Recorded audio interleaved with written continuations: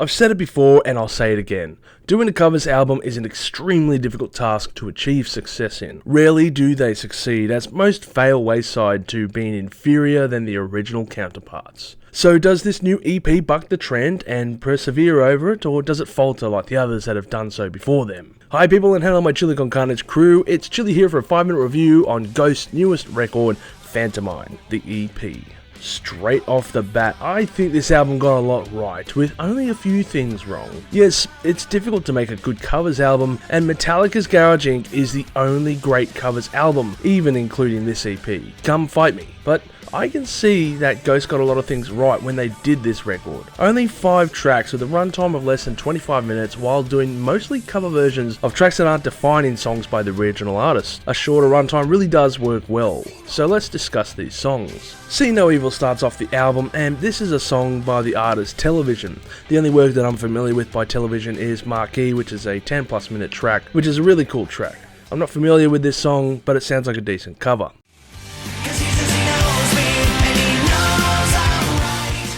Jesus He Knows Me follows up, which is the lead single, and this is a song by Genesis from the album We Can't Dance. And I've really got to do a video about Phil Collins, and in particular Genesis. I mean, this is from their 1991 release, their last album with Phil Collins, and it is still such a great track. The cover that they do is fantastic, and I've got to say, out of all the Genesis covers, and there's quite a few of them out there, this is easily the best. Hanging Around is the following track, and it's done by The Stranglers from the Ratus Norvegicus album, and they're famous for their song Golden Brown, which I thought was some indie rock track from the 2000s. Golden brown, texture like sun.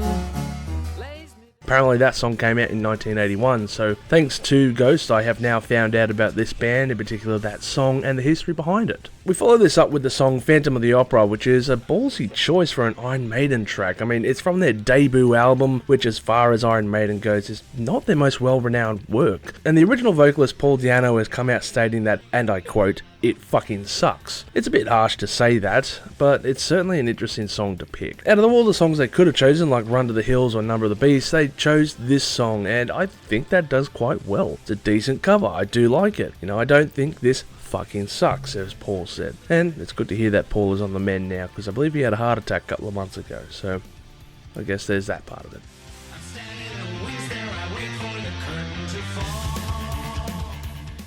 We follow this up with the last track, We Don't Need Another Hero, and this is from Tina Arena and her song Private Dancer. I'm not familiar with Tina Arena's works, to be honest. Sounds like a decent enough track.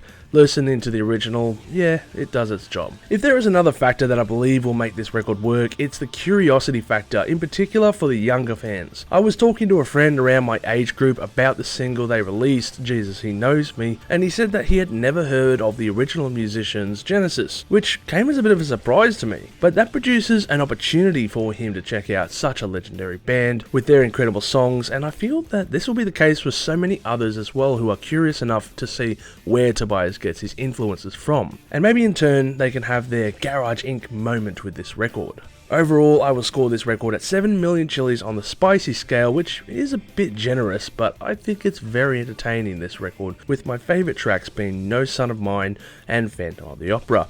But I'm showing a bit of favouritism here for the music, and I know it's the music I love after all. Phantomime is an extremely befitting title for this EP, and chosen wisely by Tobias. The definition of Phantomime is a theatrical piece usually aimed at children and involving comedy like in slapstick, but by another definition, it's various dramatic pieces in which a story is told by expressive body or facial movements. This EP is somewhere between these two worlds. It's a short record aimed at us kids, and it's a piece that is expressive of the music Tobias grew up with and admired, and it's a chance to see his influences. This record isn't groundbreaking, but the band know how to do cover versions that have enough of the Ghost flair that we love in them. By no means is this a dull affair. In fact, the short runtime leaves you wanting more, if anything. The music has been chosen well and covered in the style of the band that is akin to their previous material. If you're a fan, then you will enjoy this. I hope it leads you on the path of discovering several talented musicians on offer here. Also, it has a really cool cover art. Thank you for checking out this episode of 5 Minute Reviews. Make sure to do the socials, like this video, do all the things, and as always, hope you have a great day and stay spicy. Thank you for tuning in to this episode of Live Listen Erased. And if you have enjoyed this episode, make sure you share it with all your friends. Don't forget to subscribe to our Chili Con Carnage crew so you can get notified for all the future videos that we put out, as we put out videos every Friday. Also, we are on Discord, Facebook, Instagram, and Twitter over at Live Listener Race, so make sure to tune in over there. And don't forget to like this video so that our manager can stay very happy.